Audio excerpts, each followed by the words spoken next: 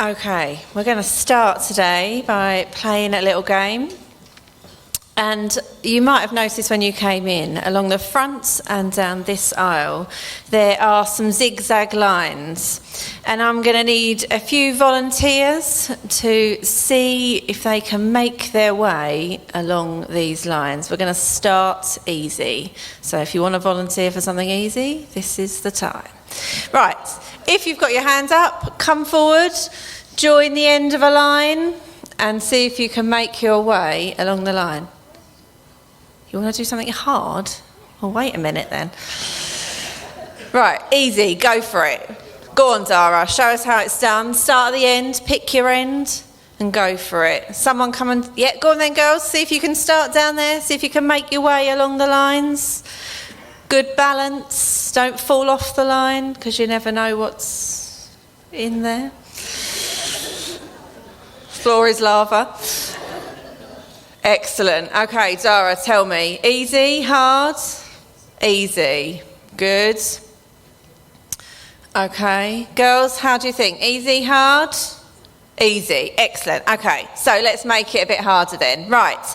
Now, you're going to walk along the lines, but you're not going to be able to look at the lines to be able to do it straight down. Well, I've only got 4 mirrors, so you're going to have to take it in turns. You're going to hold this mirror above your head and see if you can find your feet in it. That's the only way you're allowed to look at the line. So this isn't so easy. So if you would like a go, come and stand at the ends of a line. I'm going to give some mirrors out and you can take it in turns. I suggest standing a couple at each end so you can pass the mirror when you get to the other end, so you don't have to run back. And let's see how easy this is. So you are only allowed to look at the line in your mirror. Okay, so let's see how easy this is. Right, Molly, come and get a mirror. Izzy, come and get a mirror. Liv, come and get a mirror. Don't both start at the same time at the other ends though. Right, Molly, go for it. See if you can find the mirror, find the line in your mirror. Oh. Go on, Izzy, you go on that one. Oh, looks a little bit more taxing.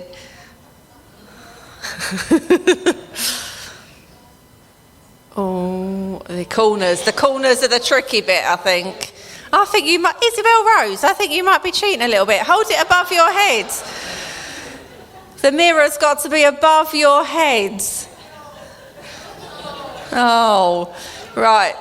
I know, my daughter cheating. Oh, Molly, stop a minute, look down at the floor. Not as easy as it might look. Right, okay, next one, off you go. See if you can do it. Liv's coming back this way. Above your head, Liv. Close your mouth, that doesn't help you.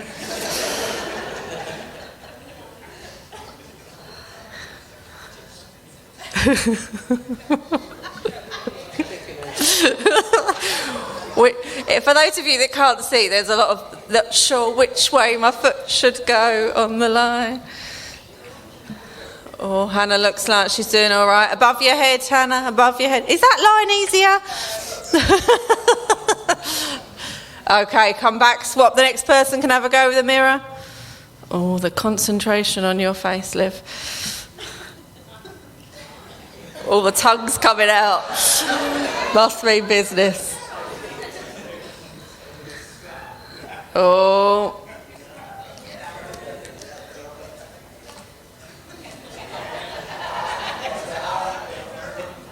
No peeking down, only looking up.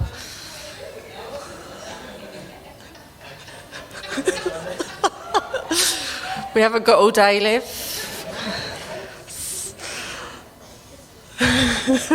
You can't find the line in the mirror.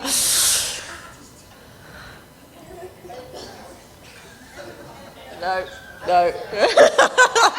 I mean, you did well to that point. Very impressive. Good. Okay. Did you make it to the end, Dara? Yeah, well done. Right, come back and give Khalees the mirror. So one last go. Okay, you can take your pick, Elise, which line you want to do. Going for that one. Stand on the end, that's it. Oh, Kayla, I'm very impressed.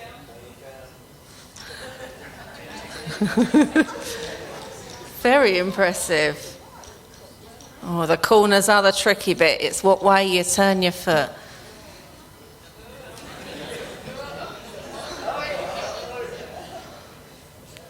Keep going, you're doing really well. Make sure you've got that mirror angled in just the right way so that you can see what you need in it.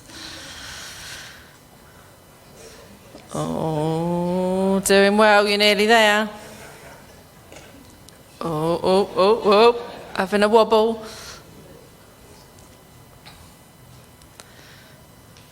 So close, Kayla, you're nearly at the end.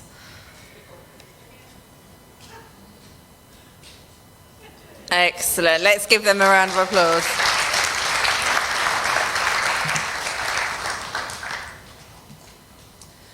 Okay, so I'm guessing by the looks on your faces and the speed that went by, it was a little bit trickier looking in the mirror. Is that right? Okay, so when you looked in the mirror, what could you see? Hannah? The line behind you? Okay, Molly? Do your feet live? Oh, you were bending the mirror. That's going to make it even more tricky. Khalees, what could you see? The line, excellent. Right, now, I'm going to put it to you. You could see the line, but it wasn't the actual line. Instead, it was an image of the line reflected in the mirror. And today we're going to think about images, but not of lines, but an image of God. Hannah is going to come up and read our Bible verse for today. The section is from Genesis. God is in the middle of creation. So far, he has made light, he has made the sky, land, seas, plants, trees, the sun, the moon, the stars, creatures of the sea, the air and the land. And now we're going to hear about what he's going to make next.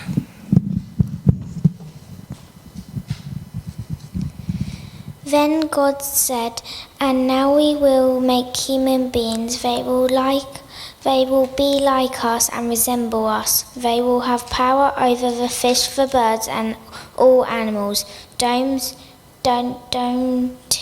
and wild, large and small." So God created human beings, making them to be like himself. He created them male and female, blessed them and said, "Have ye many children, so that your descendants will live all over the earth and bring it under their control. I am putting you in charge of the fish, the birds, and all the wild animals. I have provided all kinds of grain and all kinds of fruit for you to eat." Excellent, thank you very much.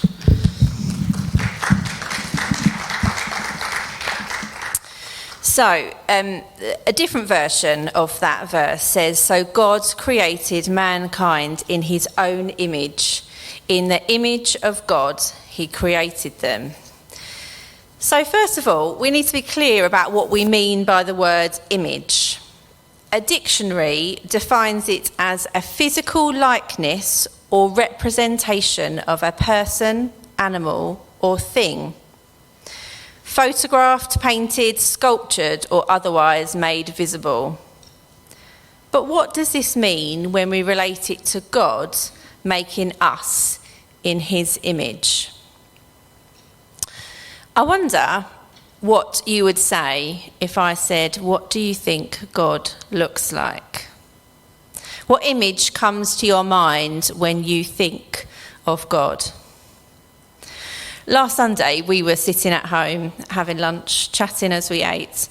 And as it quite often does when we're eating, the conversation steers off in a random direction.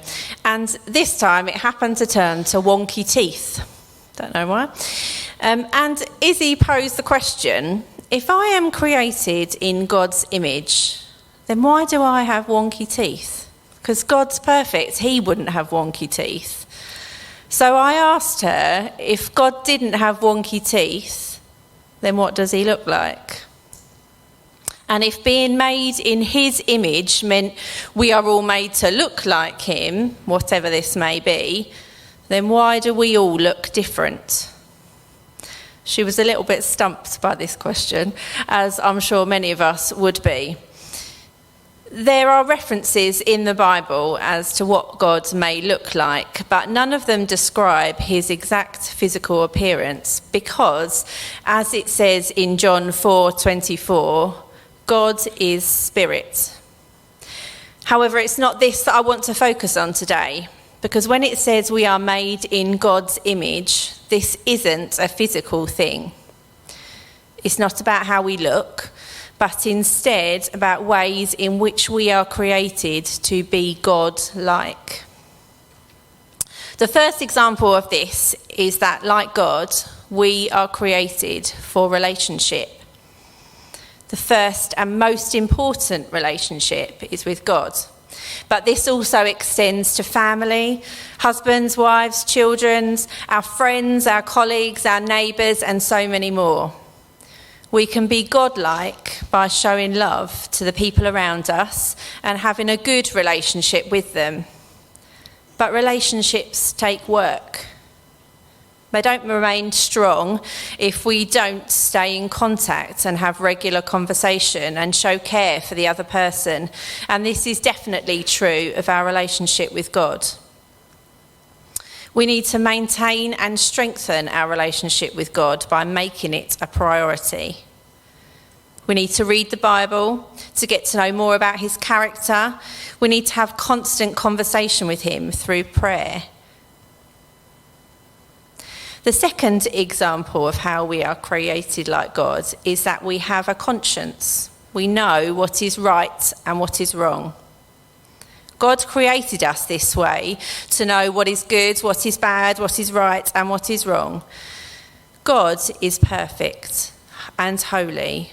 And as Romans 8:28 says, we know that in all things God works for the good of those who loves us. Those who love him, and he wants us to do the same. If I was to ask you, is it right to hurt someone? What would you say? No. If I was to ask you if it was right to share the good things that you have, what would you say? Yes, even if you didn't really want to. If I was to ask you, is it right to cheat on a test? What would you say? No. So, we are all created in God's image with an innate knowledge of what is good and right. And he wants us to use this knowledge to show his love to those that we meet or those that we already have a relationship with. It should impact the way that we always act. The third way we are like God is in our creativity. You don't have to look far to see God's creativity. A rainbow, an incredible colourful sunset, the beauty of nature, and just how wonderfully unique each of the 8 billion people on earth are. I want to read you a little bit from this book, which I've used before. It's called Indescribable, and it's a series of devotions about God and science, and lots of things in there. I mean, it's aimed at children, but it blows my mind, lots of the things in there. So I'm just going to read you a little section which just talks about just how wonderfully unique we all are. You began in your mother's womb when God created a unique, never before seen guide for how he'd build you. Think of it like a blueprint, which is the guide builders use to construct a new building. Your blueprint is called DNA, and it contains all the information for how you look and function. from the colour of your eyes and hair to the shape of your toenails. The DNA describes exactly how God wanted you to be, and there's never been and never will be another DNA code like it. In all history and future of the human race, there's only one you. Scientists have figured out that God's DNA code for you is 3 billion characters long. And this DNA code is planted inside each cell of your body. So all the cells function and grow according to the same master plan. Your body has 37.2 trillion cells, and they each follow God's grand design to make you into exactly who he planned you to be before you were even born. Your hair, your eyes, and your smile are all exactly as God designed them to be. An amazing and wonderful designed miracle called you. So I don't know about you, but that blows my mind a little bit. And although there is no way that any of us could match that level of creativity, God has made us in his image. So some of that must have rubbed off. It could be that you are great at drawing. I am not. When I draw in school, the children laugh. That's not my level of creativity. It could be that you are brilliant at writing stories, or baking cakes, or dancing, or designing buildings, or making music, or even your creative power could be thinking of amazing names for your pets. But we are each creative in some way, because we are made in the image of the most creative person. So if we are made in God's image in these 3 ways, it should have an impact on the way we live. So we're going to sing another song, and after this song we're going to explore just what this impact should be.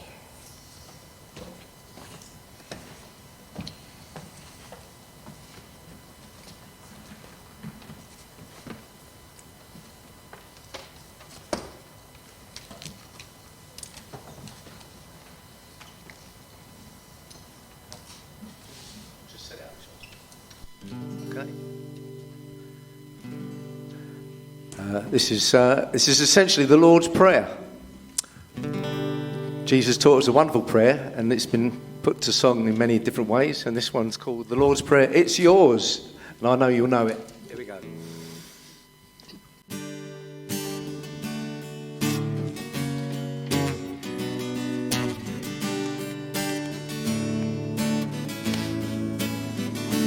Father, let your kingdom come.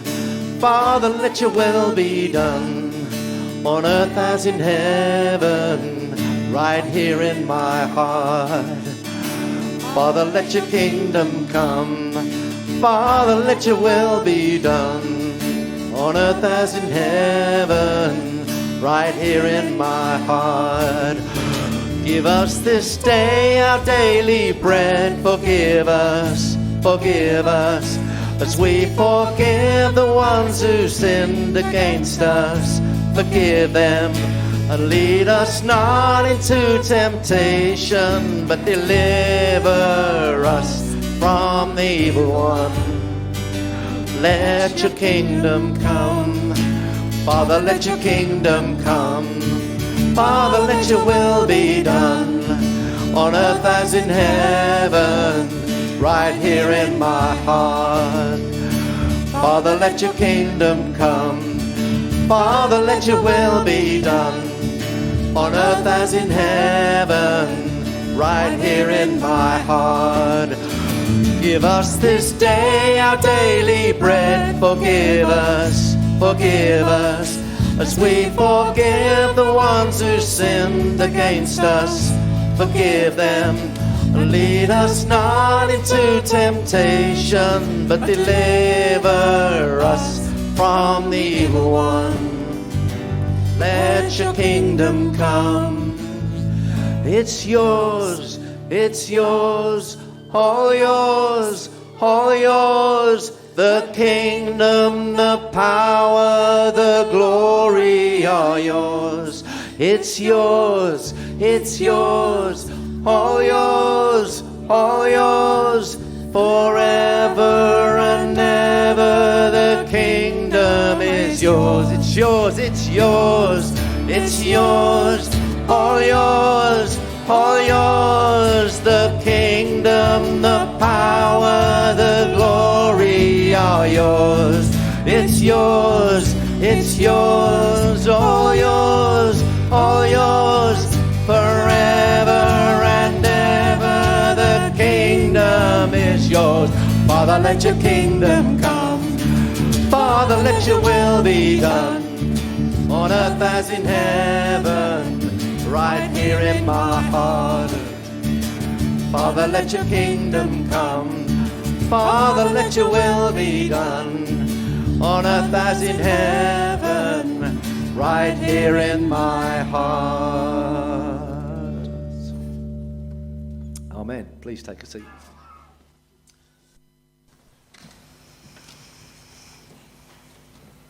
Okay, so we thought about what it means to be created in God's image, and now we need to consider the responsibilities that come with it. Psalm 8 verse 6 describes God's plans for humans in this world. It says, "You appointed them rulers over everything you made. You placed them over all creation." God first gave this job to Adam and Eve, but they failed as they didn't follow God's commands. As rulers over God's creation, we need to care and protect for the world that God created. We have a responsibility to manage the creatures and the resources in a way that glorifies God and is good for man, and that preserves the world that we live in. By abusing this environment, we are not being good caretakers of that which ultimately belongs to God. Alongside this responsibility, we also have a responsibility to show God's love to others. And the best way that we can do this is to be able to reflect God's image each day. So I need a volunteer to come up and help me explore this a bit further. Molly, come up.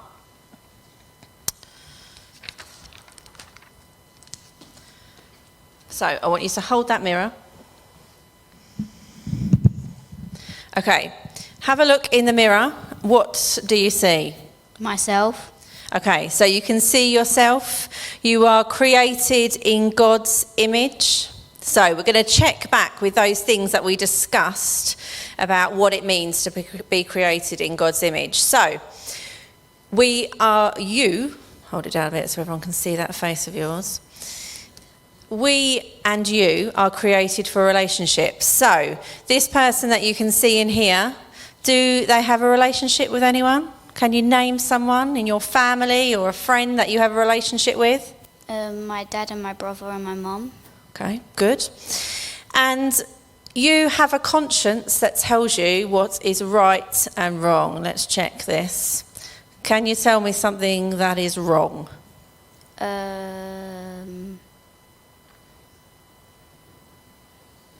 Anything at all. I'll put you on the spot. Okay, something in school, you're in the playground, what could happen that was wrong? I got in an argument or something. Okay, so what happened in the argument? Did people weren't playing the game properly. Okay, so people weren't following the rules, being kind, so all of that's pretty wrong, okay? So can you tell me something that is good, that is right? That the teacher sorted it out and then we carried on playing. And how were you playing after that? Good. Playing kind, being kind, playing fair, excellent. Okay, and the last thing is we are built to be creative. So can you tell me a way that you, just hold on to that bit of paper for me, that you are creative? What is your creative superpower? Like my flexible. I'm flexible. Flexible, you're good at dancing, yeah? I know you do lots of dance lessons, don't you? Excellent. So, I wonder if it would always be this easy to see the image of God reflected in that mirror, or could something get in the way? Well, we don't always make decisions that align with God's plan, and we don't always do things God's way. And instead of choosing to follow God's path, we choose to follow our own path. And this is called sin, and it basically causes our image to be distorted. So, what can you see in the mirror now? Nothing. Nothing. This piece of paper, turn it around so everyone can see. Turn it sideways, that's it. This piece of paper is like the sin in our life. It distorts the view in the mirror, and this is basically, it covers the image of God that we should be, and we are no longer the perfect representation of God because of the sin in our life. People around us don't see God in us because the sin blocks it. But luckily for us, there is someone who was the perfect image of God here on earth.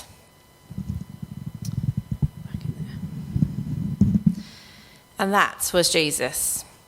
Hebrews 1 verse 3 says, he reflects the brightness of God's glory and is the exact likeness of God's own being, sustaining the universe with his powerful word. After achieving forgiveness for all the sins of all human beings, he sat down in heaven at the right side of God, the supreme power. Thank you. You can sit down. As a result of what Jesus did for us on the cross, our sins can be forgiven. And once again, we can see in that mirror, the sin is lifted. And we can see ourselves created in God's image again. We should keep focused on Jesus' example to see how to reflect that brightness of God's glory ourselves. So, I want to encourage you to think as we come towards the end of the service, if we actually want people to see God in us. And if we do, and we need to follow Jesus' example and truly reflect God's image, then there are 3 things that we really need to do. The first of these is to stay focused on God. So, if I held the mirror this way, can you see yourself down the front? See a nice, beautiful image of yourself? No, you can't. And if we're not looking at God and learning more about him, then we won't be reflecting his image either. Just like we saw with the walking game earlier, you need to have the mirror pointed in the right direction. Someone said they could see the line behind them. Someone said they could see their feet, when what they really needed to see was the line. So if the mirror isn't pointed in the right direction, you won't see the image that you want. If we don't focus our attention on God, then people won't be able to see him in us. The second thing we need to do is to keep the image clear. So, just as when we had this piece of paper blocking the mirror, you can't see anything in it. You can't see God's image in you. We need to try and not block it with sin. And if we do, we need to come to God and ask for forgiveness for this sin to be removed, so that once again we can see God's image reflected in us. And the third thing we need to do, if I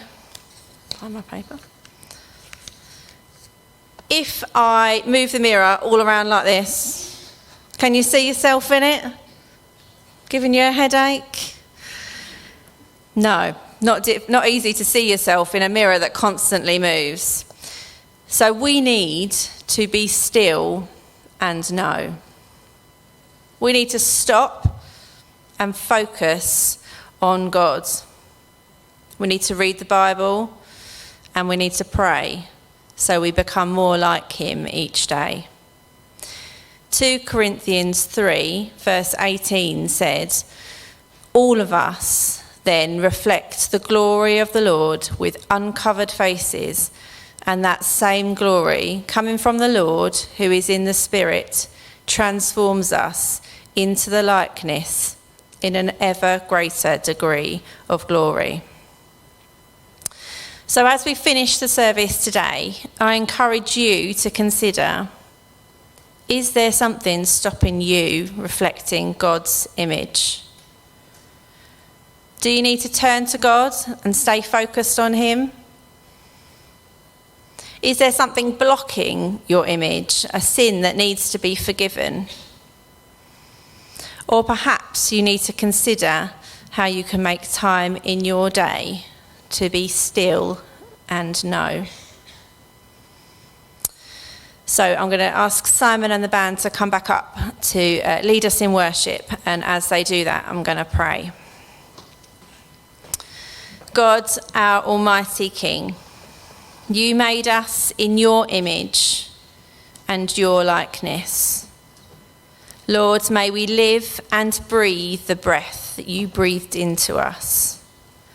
May we seek in every moment of our days to represent you, to show the world your majesty, might and mercy, to humble ourselves in the way of Jesus, the ultimate servant king. Conform us to the likeness of your Son, day by day, moment by moment, that we may show the world your glory. Amen.